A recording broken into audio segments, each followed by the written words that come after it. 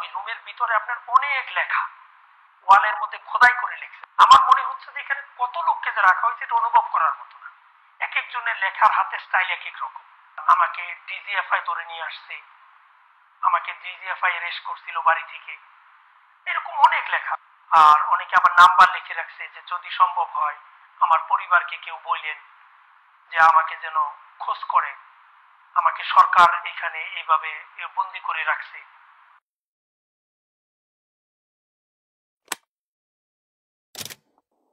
উত্তরে 14 তলা বিল্ডিং, দক্ষিণে ম্যাচ বি, তার মাঝখানে হলো একটা মাঠ, মাঠের মাঝখানে। এর ঠিক পূর্ব পাশে হলো লগরিয়া হেডকোয়ার্টার, স্টেশন হেডকোয়ার্টার এবং এনসির অফিস। পশ্চিম পাশে হলো এমটি শেড, ডিজিএফআই এর এমটি শেড, এবং উত্তর পূর্ব কোণে হলো ডিজিএফআই এর মসজিদ। এই গুম হাউসটার শব্দ নাম হলো আয়নাঘর।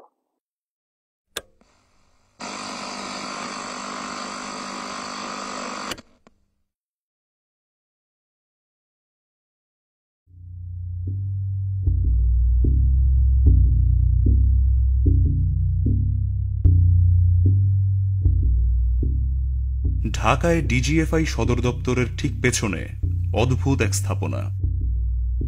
র্যাপিড অ্যাকশন ব্যাটালিয়নের ওপর মার্কিন নিষেধাজ্ঞা আরোপের কয়েকদিন আগেই এই স্থাপনাটি ত্রিপোলের ছাউনি দিয়ে ঢেকে ফেলা হয়। বাংলাদেশে বলপূর্বক অন্তর্ধান বা গুমের শিকার ব্যক্তিদের কোথায় আটক রাখা হয়?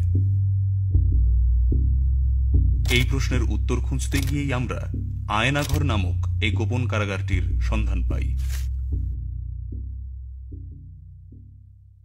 নেত্রনিউজের এই অনুসন্ধানটা শুরু হয় যখন মালয়েশিয়া প্রবাসী এক তরুণ আমাদের সাথে যোগাযোগ করেন। 2016 সালের মে মাসে গাজীপুরের কাপাসিয়া থেকে তাকে গুম করা হয়। এই খবরটা তখন স্থানীয় একটা পত্রিকাতেও প্রকাশিত হয় এবং তার ভাই থানায় একটা জিডিও করেন। বেশ কয়েক মাস পরে ভুয়া একটা মামলায় তাকে গ্রেফতার দেখিয়ে কারাগারে পাঠানো হয়। সেখান থেকে ছাড়া পেয়ে তিনি মালয়েশিয়ায় ফিরে যান। আমি শেখ মোহাম্মদ সেলিম, আমার গ্রামের বাড়ি গাজীপুর কাপাসিয়া 6 নং ওয়ার্ড। আমি মালয়েশিয়ান প্রবাসী। আমি 2008 সাল থেকে মালয়েশিয়াতে কর্মরত ছিলাম। 2015 সালের লাস্টে দিয়ে আমি দেশে যাই বিবাহ করার উদ্দেশ্যে। তো 2016 সালে 29শে মে আমি কাপাসিয়া ব্রাক ব্যাংকের পাশে বডি গ্যারেজে আমাদের গাড়ির বডির কাজ চলতেছিল। আমি এটা পর্যবেক্ষণ করতেছিলাম বিকাল আনুমানিক 4টা থেকে 5টার এরকম সময়। তো হঠাৎ করে 4-5 জন লোক, একটা গাড়ি আসলো, 4-5 জন লোক গাড়ি থেকে নামলো। তো ওনাদের হাতে একটা মনিটর ছিল। তো ওনারা আমার থেকে মেবি 10 ফিট ডিস্টেন্স ছিল দূরত্ব। তো অটোমেটিক আমার মোবাইলে একটা কল আসে। আমি মোবাইলটা বের করি, বের করার সাথে সাথে ওনারা আমার সামনে চলে আসে। সামনে আসার পরে আমাকে জিজ্ঞেস করে, আপনি কি শেখ মোহাম্মদ সেলিম? আমি বলি জি। তো 2 জন লোক আমার দুই পাশে আমাকে একরকম ধরার মতোই, বাট ধরে নাই। তো বললো একটু সামনে আসেন, কথা আছে। তো আমি যখন একটু সামনে যাই তো ওনারা 2 জন আমাকে ধরে গাড়িতে উঠায় জোরপূর্বক। গাড়িতে উঠানোর সাথে সাথে আমার চোখ বেঁধে ফেলে, আমার হাতটা বেঁধে ফেলে পিছনে। তারপরে আরেকটা মোটা কাপড় দিয়ে আমার চোখ বাঁধে, তারপরেও একটা টুপি পরায়। তো আমি গাড়িতে ওঠার সাথে সাথে একজন আমাকে বলে, যখন গাড়িটা চলতেছিল আমাকে বলে, আপকো হিন্দি আতা है, হিন্দি মে বাত করো। তো আমি তো একটু নার্ভাস ফিল করছি। তারপরে আমি বলছি যে আমার হিন্দি থোড়া থোড়া আতা है। তারপরে ওনারা বাংলায় আমাকে কথা বললো, জিজ্ঞেস করলো। তো বিভিন্ন কথা বললো, জিজ্ঞাসাবাদ করলো। তো গাড়ি খুব স্পিডে চলছিল, আমার নিঃশ্বাস বন্ধ হয়ে যাচ্ছিল। আমি ওনাদেরকে বললাম যে আমার নিঃশ্বাস বন্ধ হয়ে যাচ্ছে। তখন ওনারা টুপিটা একটু উপরে উঠায় দেয়। তো রাস্তার পথিমধ্যে আপনার আমাদের রাজেন্দ্রপুর বাজারে একমাত্র রেল ক্রসিং আছে, যেটা খুবই গাড়ি চললে খুবই আপনার মানে শব্দ হয় আর অনুভব করা যায়। যেহেতু আমি দীর্ঘদিন এই লাইনে আমাদের গাড়ির ব্যবসা ছিল। তো ওইখানে আসার পরে আমি অনুভব করতে পারি যে আমি রাজেন্দ্রপুর বাজারে রেল ক্রসিংয়ে আসি, একটু সামনেই আমাদের সেনাবাহিনী ক্যান্টনমেন্ট, ওইখানে উঁচু উঁচু আইল্যান্ড আছে। তো ওই আইল্যান্ডে যাওয়ার পরে আমি পুরোপুরি কনফার্ম যে আমি আপনার ক্যান্টনমেন্টের ভিতরে আছি। তো ক্যান্টনমেন্টের মেবি লাস্ট চেকপোস্টে ওই গাড়িটা সিগন্যাল দেওয়া হয়। পিছনে গাড়ি ছিল নাকি ওইটা আমি দেখি নাই, পরে শুনতে পারছিলাম। আমি যখন বের হয়েছি তখন অনেকে বলছিল 2টা গাড়ি ছিল, বাট আমি একটা গাড়ি দেখছিলাম। তো যখন ক্যান্টনমেন্টে গাড়িটা ব্রেক করা হয়, তো সম্ভবত সেনা অফিসার কথা বলতে চাচ্ছিল, বাট ওনারা কথা বলতে রাজি না। পিছনের গাড়ির সাথে হয়তো বা ওনারা কথা বলার পরে আবার গাড়ি রানিং হলো, চলতে থাকলো। তো ওইখান থেকে মেবি 5 মিনিট ডিস্টেন্স, এতটুক জায়গা যাওয়ার পরে আমাকে গাড়ি থেকে নামানো হয়। গাড়ি থেকে নামানোর পরে আরেকটা গাড়িতে উঠানো হয়। শেখ মোহাম্মদ সেলিমের জবানবন্দিটা খুবই গুরুত্বপূর্ণ, কারণ এই প্রথমবার গুম থেকে ফিরে আসা একজন সার্ভাইভার প্রকাশ্যে তার অভিজ্ঞতা নিয়ে কথা বলছেন। কারা তাকে ধরে নিয়ে গেল, ঠিক কোথায় রাখলো, এসব প্রশ্নের উত্তর তার জানা ছিল না, কিন্তু অনেক খুঁটিনাটি বিষয় তার মনে ছিল। কাপাসিয়া, রাজেন্দ্রপুর, গাজীপুর, ঢাকা, এই রাস্তাটা তার আগে থেকেই খুব পরিচিত ছিল, কারণ তিনি নিজে এক সময় এই রুটে বাস চালাতেন। কাজেই চোখ বাঁধা থাকলেও তিনি অনুমান করতে পারছিলেন গাড়িতে করে তাকে কোন দিকে নিয়ে যাওয়া হচ্ছে। আমার ক্যালকুলেশন অনুযায়ী, আমার ধারণা অনুযায়ী আমাকে হোটেল রেসিডেন্স আর নৌবাহিনীর ক্যাম্প, কর্মীতলা হসপিটাল, এই এরিয়ার মধ্যে আমাকে নিয়ে আসছে। আমাকে মেন রোড থেকে সম্ভবত, মানে আমার ওই গাড়িটা যখন ঘুরানো হয় তখন আমি ফিল করতে পারছি ডানে হতো বা বামে যে কোনো একটা জায়গায় ঢুকিয়ে দিল গাড়িটা। তো আমার মনে হয়েছিল যে নৌবাহিনীর ক্যাম্প প্লাস কর্মীতলা হসপিটাল, যে কোনো আশেপাশে। যখন আপনার মেন রোড থেকে ঢুকানো হয়, ওইখানে আমি 2টা আইল্যান্ড ফিল করতে পারি, প্লাস একটা চেকপোস্টও ছিল যেখানে ওনারা গ্লাস একটু নামিয়ে কথা বলে। তো গাড়িটা খুবই স্লোলি চলছিল, মোটামুটি আপনার 10-15 মিনিট গাড়িটা চলার পরে, বা আরও কম সময়, বাট আমি একজ্যাক্টলি ইয়েটা বলতে পারবো না। তো গাড়িটা যে কোনো এক জায়গায় ব্রেক করা হয়। ব্রেক করার পরে আমাকে গাড়ি থেকে নামানো হয়। নামানোর পরে আপনার কেচি গেট বলে আমাদের, যেটা আমাদের বাংলাদেশে কলিপসেবল গেট যেটাকে বলে আর কি, আপনার ওই গেটটা খোলা হয়। তো আমি শব্দ ফিল করতে পারি, যেহেতু আমি দীর্ঘদিন ওয়েল্ডিংয়ের সাইটে জব করেছি মালয়েশিয়াতে। তো ওই দরজাটা খোলা হয়, খোলার পরে সিঁড়ির মতো জায়গা দিয়ে আমাকে একটু নামানো হয়। নামানোর পরে অনেক জায়গা আমাকে ঘুরানো হয়। তো এক জায়গায় নিয়ে আমাকে বসানো হয়। কিছুক্ষণ বসিয়ে রাখার পরে আপনার আমার নাম টাম জিজ্ঞেস করা হয়, আমার প্রেশার মাপা হয়। আমার প্রেশার মাপা আমি তো আর দেখি নাই, বাট ওনারা এখানে আপনার মেডিকেল ইকুইপমেন্ট লাগিয়ে ওনারা চেক করে। সেলিমকে যেখানে নিয়ে যাওয়া হয় সেই জায়গাটার ব্যাপারে বেশ কিছু সূত্র তার এই সাক্ষাৎকারে আছে। রাফ একটা লোকেশন, কলাপসিবল গেট, প্রেশার মাপার বিষয়টা, তাকে সেখানে এনার্জি প্লাস বিস্কুট খেতে দেওয়া হয়েছে, মাম পানির বোতল দেওয়া হয়েছে, যে সেলগুলোতে তাকে রাখা হয়েছে সেগুলোর বর্ণনা, ওইখানে বিকট শব্দে এক্সস্ট ফ্যান চলতো, সাউন্ড বাজানো হতো ইত্যাদি। এক জায়গায় তিনি বলেছেন তিনি ভোরের দিকে একটা বিমানের ওঠানামার কম্পন টের পেতেন, যা থেকে বোঝা যায় যে ওই গোপন বন্দিশালার আশেপাশে একটা এয়ারপোর্ট বা এয়ারফিল্ড ছিল। সবচেয়ে বড় সূত্রটা হলো তাকে যে সেলে রাখা হয়েছিল সেখানেই অন্য বন্দিরা ওয়ালের মধ্যে খোদাই করে ডিজিএফআই এর কথা লিখে রেখেছিলেন। আর ওই রুমের ভিতরে আপনার অনেক লেখা ওয়ালের মধ্যে খোদাই করে লিখছে। আমার মনে হচ্ছে যে এখানে কত লোককে যে রাখা হয়েছে এটা অনুভব করার মতো না। এক একজনের লেখার হাতের স্টাইল এক এক রকম। আমাকে ডিজিএফআই ধরে নিয়ে আসছে, আমাকে ডিজিএফআই অ্যারেস্ট করছিল বাড়ি থেকে, এরকম অনেক লেখা। আর অনেকে আবার নাম্বার লিখে রাখছে যে যদি সম্ভব হয় আমার পরিবারকে কেউ বললেন যে আমাকে যেন খোঁজ করে, আমাকে সরকার এখানে এইভাবে বন্দি করে রাখছে। সেলিমের ইন্টারভিউ থেকে নেওয়া সূত্রগুলো ধরে আমরা র্যাব, পুলিশ এবং ডিজিএফআই বেশ কয়েকজন অফিসারের সাথে কথা বলি। তাদের মধ্যে কয়েকজন আমাদের বর্ণনা শুনে এই স্থাপনাটা চিনতে পারেন এবং তারা আমাদেরকে বলেন এই গোপন কারাগারটির নাম হলো আয়নাঘর। এই কারাগারটিতে প্রায় 30টির মতো সেল আছে এবং বেশ কয়েকটি সাউন্ড প্রুফ ইন্টারোগেশন রুম আছে যেখানে বন্দীদের নির্যাতন করা হয়। এখানে আটক ছিলেন বা এখনো আটক আছেন এমন কয়েকজন বন্দীদের বিষয়ে আমরা জানতে পেরেছি। এদের মধ্যে একজন হলেন লেফটেন্যান্ট কর্নেল হাসিনুর রহমান। আমার নাম লেফটেন্যান্ট কর্নেল মোহাম্মদ হাসিনুর রহমান, বীর প্রতীক। সেনাবাহিনীতে 28 বছর চাকরি করেছিলাম, তারপর বরখাস্ত। সাবেক সেনা কর্মকর্তা হাসিনুর রহমান এখন পর্যন্ত 2 বার গুম হয়েছেন। প্রথমবার গুম থেকে ফিরে আসার পর 2018 সালের অগস্ট মাসে তিনি দ্বিতীয়বার গুম হন। মিরপুর ডিওএইচএস থেকে তাকে অপহরণ করা হয়। 1 বছর 6 মাস 14 দিন আয়নাঘরে বন্দী ছিলেন হাসিনুর। আমি যেহেতু আগে চাকরি করছি ঢাকা শহরে, মিলিটারি পুলিশের অফিস অফিসার ছিলাম আর্মি এমপি ইউনিটের, তা আমি এলাকাটা চিনে ফেলি, স্থানটাও চিনে ফেলি। যে নতুন যে কমপ্লেক্স গুম হাউজের, সেটা হলো 5টা করে রুম, প্রতি 5টা রুমের সাথে একটা করে বাথরুম। যেই পাশে আমি ছিলাম, অর্থাৎ পশ্চিম পাশের 5টা রুমের সাথে যেই বাথরুম, সে বাথরুমে 2টা প্যান আছে, একটা লো প্যান, একটা হাই প্যান, হাই কমোড।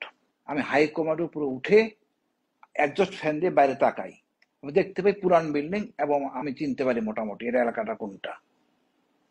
এটা হলো সম্পূর্ণ কমপ্লেক্সটা হলো উত্তরে 14তলা বিল্ডিং, দক্ষিণে মেজ বি, তার মাঝখানে হলো একটা মাঠ, মাঠের মাঝখানে এর ঠিক পূর্ব পাশে হলো লগরিয়া হেডকোয়ার্টার, স্টেশন হেডকোয়ার্টার, ইএনসির অফিস। পশ্চিম পাশে হলো এমটি শেড, ডিজিএফআই এর এমটি শেড, এবং উত্তর পূর্ব কোণে হলো ডিজিএফআই এর মসজিদ। এই গুম হাউসটার ছদ্ম নাম হলো আয়নাঘর। আয়নাঘরের বর্ণনা দিতে গিয়ে হাসিনুর রহমান বলছেন, এখানে 2টি সেকশন আছে, 10টি রুমের নতুন সেকশন এবং 16টি রুমের পুরনো সেকশন। সামরিক ও বেসামরিক ব্যক্তিরা এখানে প্রহরীর কাজ করেন। আমরা যখন হাসিনুর রহমানের সাক্ষাৎকার নেই, তখন সবচেয়ে স্ট্রাইকিং বিষয়টা ছিল যে তার দেওয়া বর্ণনা এবং শেখ মোহাম্মদ সেলিমের দেওয়া বর্ণনা অনেকটাই মিলে যায়। তো রাতে আমাকে এনার্জি প্লাস বিস্কুট দেওয়া হয়। এনার্জি প্লাস বিস্কিট দেওয়া হয়তো মাঝে মাঝে। একজ্যাক্টলি আমি আপনাকে 2 দিন 3 দিন এটা বলতে পারবো না, যেহেতু সূর্যের আলো বাতাস কোনোটাই আমি ফিল করতে পারি নাই। কখন সময় যাচ্ছে, কি হচ্ছে, মানে ওইটা আসলে আপনার অনুমান করা যায় না। তারপরও খাবারের যে সময়টা, এটা অনেক সময় দেখা যাইত যে খুব ক্ষুধা লাগছে, খাবার দিচ্ছে না, আবার দেখা যাচ্ছে কিছুক্ষণ আগে খাইলাম আবার খাবার দিল, মানে এমন একটাই অবস্থা। খাবারের কন্ডিশন খুব ভালো ছিল, আপনার খাবার খুব ভালো খাবার দেওয়া হইতো, 1 বোতল করে মাম ওয়াটার দেওয়া হইতো। নর্মাল আমাদের যে মামের বোতলগুলি আছে, যেগুলি এই বোতলগুলি দিত। একটা বিমান ল্যান্ড করতো, মানে বিমানের মতো একটা শব্দ হইতো, আমার মনে হচ্ছিল যে বিমানটা ল্যান্ড করে। তার সাথে কিন্তু রানওয়ে, যে তেজগাঁও রানওয়ে বলে, ওইখানকার নর্মাল রুটিন প্লেন, এয়ারফোর্সের বা আর্মি এভিয়েশনের সেসনাগুলি উদ্যান বা নামার জন্য এই শব্দগুলি শোনা যেত। আর ফ্যান বন্ধ করলে, আপনাকে আরেকটা জিনিস বলি, অনেক লোকের কান্নার শব্দ আসে, কিন্তু ওইটা ফ্যান ছাড়া থাকা অবস্থায় বোঝা যায় না। ফ্যানটা বন্ধ করলে কান্নার শব্দ শুনতে পাই। আর যখন টয়লেটে নিয়ে যায় তখনও ওনাদের কান্নার শব্দ শোনা যায় না। কারণ হলো ওই সময় আপনার ফ্যান বাইরে আপনার রুম থেকে যখন আমাদেরকে বের করতো চোখ বেঁধে, ওইখানে শব্দটা আরো বিকট হইতো। কোনো কিছু শোনা না যায়, ভিতরে কোনো শব্দটা বাইরে না যায়, এটা বড় একজস্ট ফ্যান ইউজ করে, খুব বড় বড়।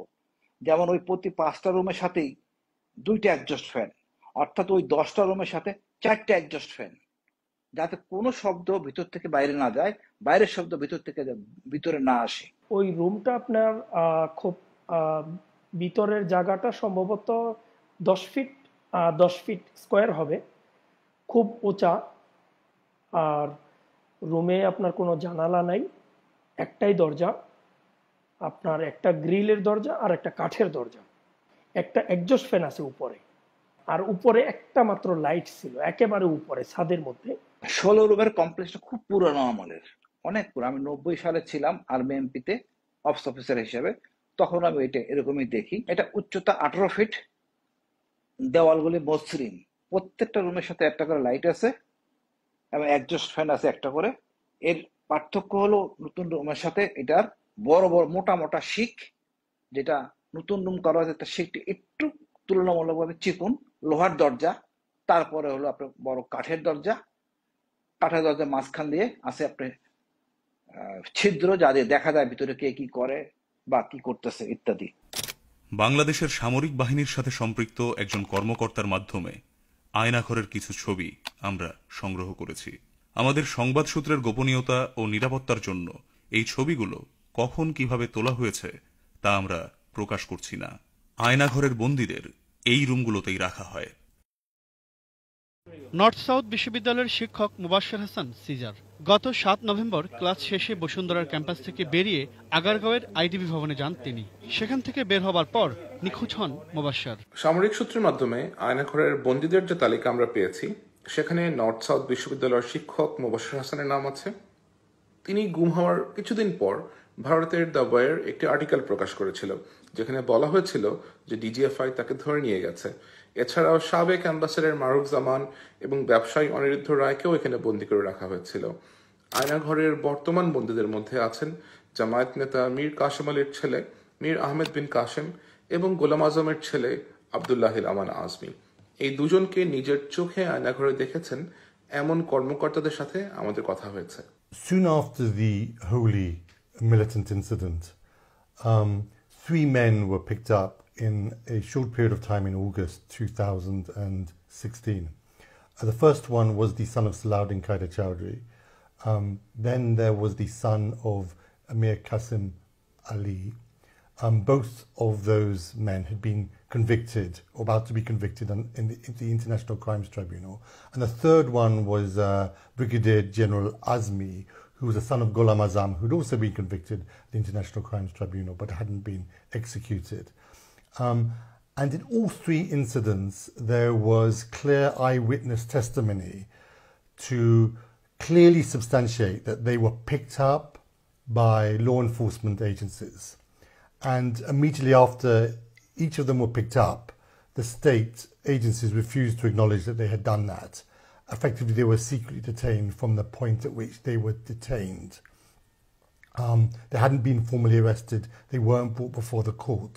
A few months after the 3 men were picked up and their whereabouts remained unknown and they're assumed to have been secretly detained, I managed to speak to a close associate of the Prime Minister, an individual who was in a position to have conversations with the Prime Minister and know about some of these kinds of secret dealings that took place.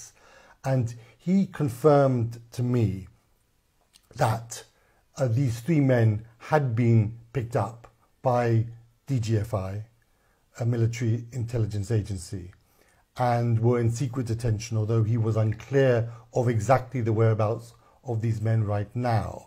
But he understood that at some point in time, they had been taken to the military interrogation unit, or he wasn't entirely sure of the exact name, but that's what he said.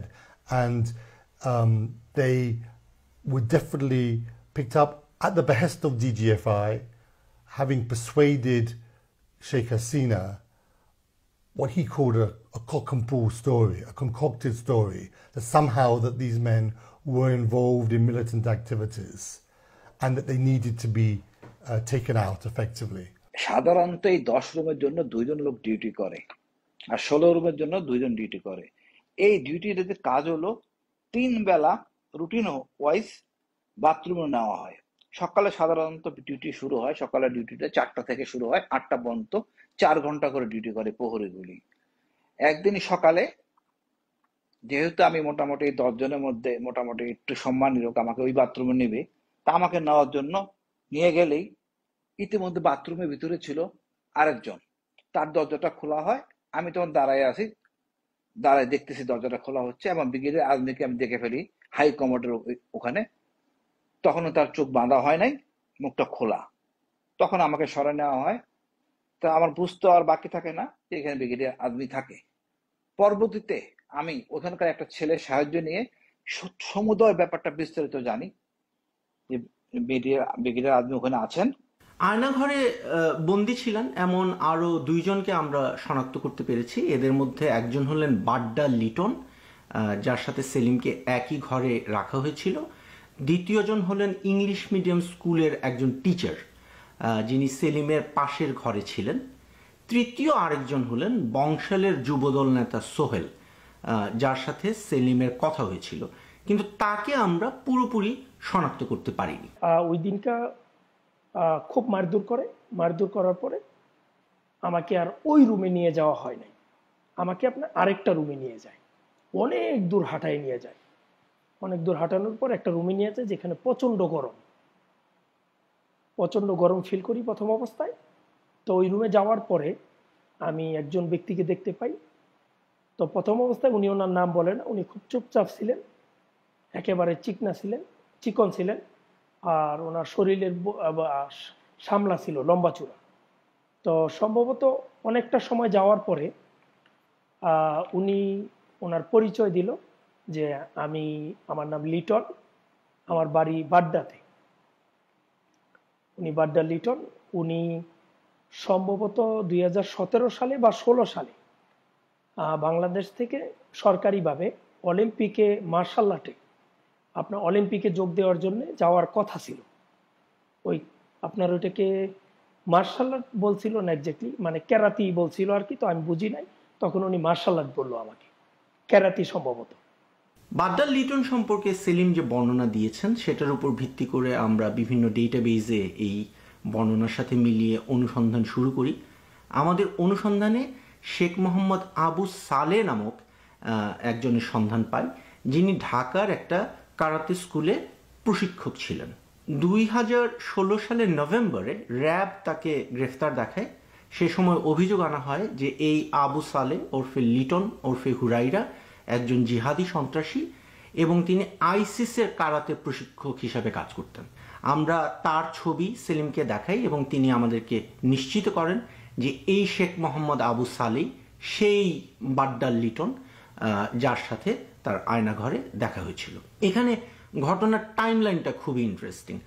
June মাসের দিকে যে লোক DGFI এর হেফাজতে ছিল, November মাসে তাকে র্যাবের হাতে গ্রেফতার দেখানো হয়েছে এবং সেটাকে আবার সন্ত্রাসবাদ বিরোধী অভিযানের একটা সাফল্য হিসাবে প্রচার করা হয়েছে। তো ওই বাড্ডা লিটনের সাথে মোটামুটি একটু সময় যাওয়ার পরে উনি আমার বিষয়ে জিজ্ঞাসাবাদ করলো। আমি বললাম, তো উনিও ওনার পরিবারের কথা বলল যে ওনার 2টা বাচ্চা আছে। উনিও মাঝে মাঝে খুব কান্নাকাটি করতো। তো আমি রাত্রে একদিন স্বপ্নে দেখলাম যে আমাকে পুলিশ তাড়া করছে, আমি আমার বাড়ির পিছন দিয়ে ওয়াল টপকিয়ে বের হয়ে গেছি। তো আমি এটা ওনাকে বলি। উনি আবার ওই যে আমার বাম পাশে যে ব্যক্তি ছিল ওনার সাথে ওই ফ্যান বন্ধ করার অবস্থায় কথা বলল। ওনার সাথে বলল যে সেলিম একটা স্বপ্ন দেখলো। তো উনি বলল যে এটা তো খুব ভালো সংবাদ, উনি খুব দ্রুতই মনে হয় মুক্তি পাবে।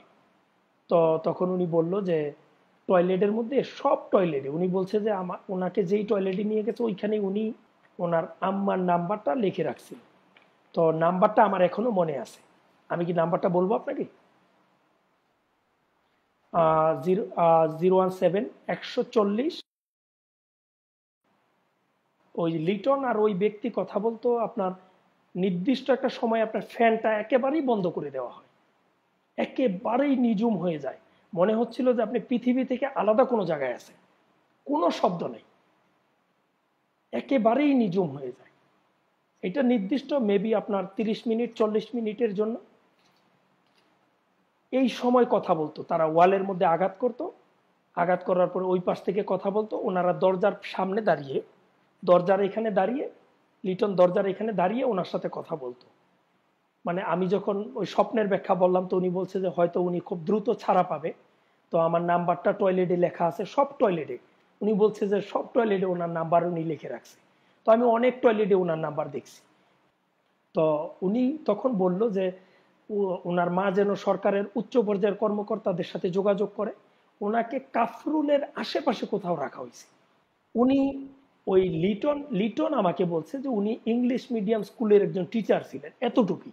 মালয়েশিয়াতে আসার পরে আমি ওই নাম্বারে কল দিই, একজন বুড়া মহিলার সাথে আমার কথা হয়। উনি খুব কান্নাকাটি করে এবং আমাকে রিকোয়েস্ট করে আমি যেন ফোন না দিই। বললো যে আপনি যে ফোন দিচ্ছেন আপনি তো বিপদে পড়ে যাবেন। তো আমি বললাম যে কেন? বলছে যে আমাদের বাসার নাম্বার সব নাকি, ওনার বাসার নাম্বার নাকি সব গভর্নমেন্টের আওতায় ট্যাকিং করা নাকি, উনি এটা বললো আমাকে। আমি বলছি যে আমি দেশের বাইরে থেকে, আর আমি তো কোনো অপরাধী না, আমার ভয় পাওয়ার কোনো কারণ নাই। সেলিম যে নাম্বারটাতে কল করে ওই ইংলিশ মিডিয়াম টিচারের মায়ের সাথে কথা বলেছিলেন, সেই নাম্বারটাতে আমরাও কল করি এবং নিশ্চিত হই যে সেটা তেহজিব করিমের মা মুমতাজ করিমের নাম্বার। 2016 সালের মে মাসে ঢাকা বিমানবন্দর থেকে তেহজিব করিম নিখোঁজ হন। 3 বছর পর 2019 সালের মে মাসে তাকে গ্রেফতার দেখিয়ে আদালতে হাজির করা হয় এবং অভিযোগ আনা হয় যে তিনি জিহাদি সন্ত্রাসবাদের সাথে জড়িত ছিলেন। আমরা ধরে নিচ্ছি যে এই এতগুলো দিন তিনি রাষ্ট্রীয় হেফাজতে গুম ছিলেন।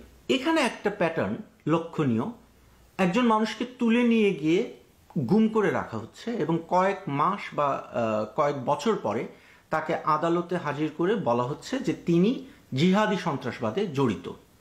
শেখ মোহাম্মদ সেলিমের ক্ষেত্রেও এটা ঘটেছে।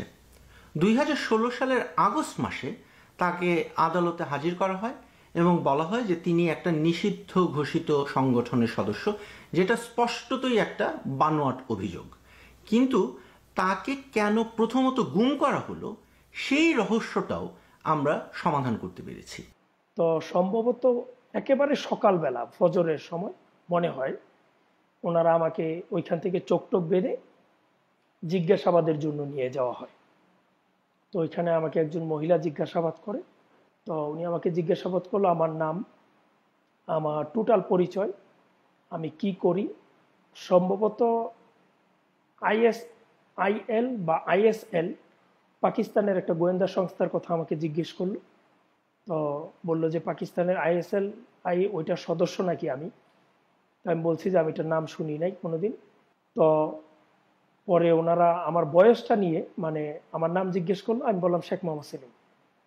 তো আমার পিতার নাম, তো এটা অনেকবার আমাকে জিজ্ঞেস করলো। তো পরে ওনারা মানতে চাচ্ছিল না যে আমার জন্ম তারিখ 1/1/1990।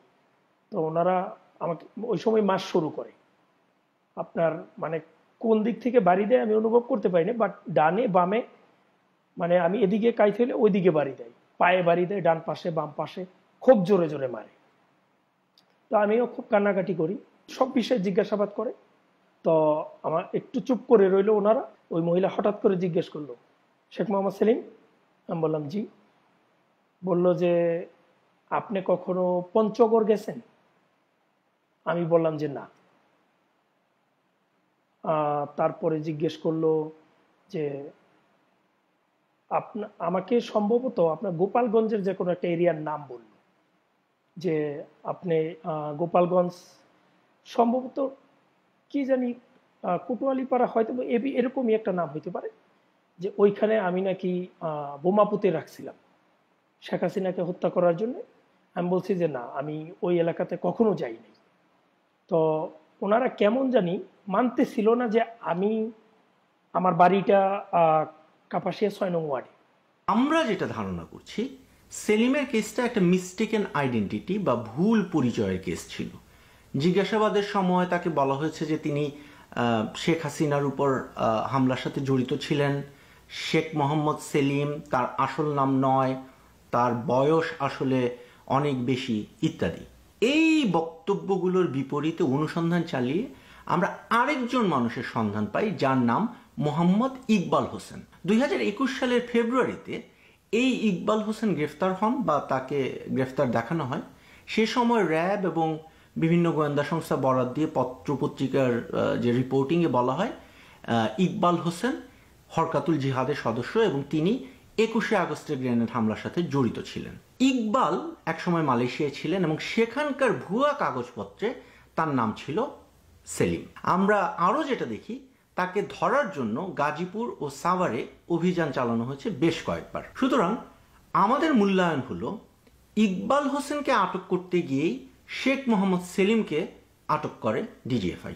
পরবর্তীতে তারা তাদের ভুলটা বুঝতে পারে এবং সেলিমকে ডিবি পুলিশ বা সিটিটিসির হেফাজতে পাঠিয়ে দেয়। শেখ মোহাম্মদ সেলিমের নারকীয় অভিজ্ঞতার এখানেই শেষ নয়। সিটিটিসির হেফাজতে হস্তান্তর করার পরে তাকে ঢাকার মিন্টো রোডের ডিবি কার্যালয়ে নিয়ে যাওয়া হয়।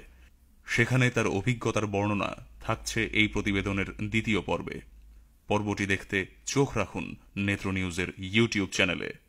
নেত্র নিউজের এই অনুসন্ধানে প্রাপ্ত তথ্যগুলো নিয়ে আমরা কথা বলেছি হিউম্যান রাইটস ওয়াচের সাউথ এশিয়া ডিরেক্টর মীনাক্ষী গাঙ্গুলির সাথে। In our work on enforced disappearances, obviously we've known that there are these secret sites. It is still devastating to know that it exists with the full knowledge of the military in the military compound. And we hope that very quickly now there is an investigation, not only on this site, but on others. The people that are being held here, and so many have been held here for years, their families are still waiting for them to come home, should be immediately released. And then there should be a proper investigation into who's responsible. বাংলাদেশের সামরিক বাহিনীর সাথে সম্পৃক্ত একজন কর্মকর্তা আমাদের নিশ্চিত করেছেন যে আয়নাঘর নামক গোপন কারাগারটির পরিচালনার দায়িত্বে আছে ডিজিএফআই এর counter terrorism intelligence bureau CTIB.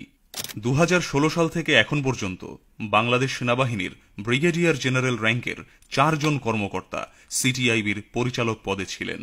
এই সময়কালে ডিজিএফআই এর মহাপরিচালক পদে দায়িত্বে ছিলেন মেজর জেনারেল র্যাঙ্কের 4 জন কর্মকর্তা। নেত্র নিউজের পক্ষ থেকে এই অনুসন্ধানের বিষয়ে ডিজিএফআই এর বক্তব্য চেয়ে সংস্থাটির মুখপাত্রের সাথে যোগাযোগ করা হলেও তিনি কোনো বক্তব্য দেননি। ভাই ভালো আছেন? ভাই আপনার কাছে তো আসলে কোনো কিছু দাবি করি না, শুধু একটাই চাওয়া, একটাই দাবি, যে আমাদের এই নিউজটা যেন এমন ভাবে উপস্থাপিত হয় জনসাধারণের সামনে বা ওয়ার্ল্ডের সামনে, এমন ভাবে উপস্থাপিত হয় যাতে করে এই বাংলাদেশে যতগুলা মানুষ গুম হয়েছে, যতগুলা মানুষ ক্রস ফায়ারে আসামি হয়েছে, মারছে তাদেরকে, যারা এখনো গুম আছে, এই মানুষগুলার ভাগ্যের যেন একটা পরিবর্তন আসে, আর ভবিষ্যতে যেন এমন বিপদে এমন নির্যাতন নিপীড়নের শিকার যেন বাংলাদেশের কোনো মানুষ না হয়। আপনার কাছে আমার এটাই চাওয়া। আমি তো মন থেকে চাই যে আমার মতো এমন যারা নির্যাতিত নিপীড়িত প্রত্যেকটা মানুষ আইসা কথা বলুক আপনাদের সাথে, কিন্তু কেন জানি সবাই ভয় পায়।